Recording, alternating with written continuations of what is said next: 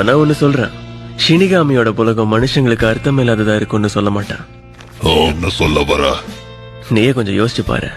உன்ன மாதிரி ஒரு ஷினிகாமி இந்த உலகத்துக்கு 100 வருஷத்துக்கு ஒரு தடவையோ இல்ல 1000 வருஷத்துக்கு ஒரு தடவையோ வரும்போது உலகம் எப்படி மாறி இருக்கும். ஷினிகாமி உலகம் இல்லைன்னு வச்சுக்கேன், இங்க எல்லாத்துக்கும் பயம் விட்டுரும். அப்படியா? ஷினிகாமியோட உலகம் மோசமாயிருச்சுன்னு நீ தானே சொன்ன. நீ இங்கிருந்து அங்க போனதும் இங்க என்னெல்லாம் கத்துக்கிட்டியோ அதை அங்க செயல்படுத்து, அவ்வளவுதான். லைட், நீ ஒரு விஷயத்தை சாதுரியமா யோசிச்சு முடிவெடுக்க கூடிய ஆள் தான். சரியா சொன்ன ரியோக். அப்படி இல்லைன்னா நான் இதுக்கு டெத் நோட் எடுத்து இந்த உலகத்தை சிறப்பானதா மாத்தணும்னு முயற்சி பண்ண போறேன்.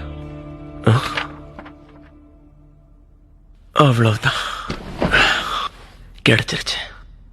என்னாச்சு? என்ன உனக்கு கிடைச்சது?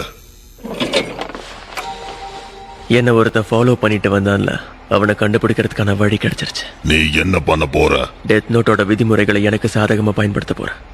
ஒருவேளை நான் காஸ் ஆஃப் டெத்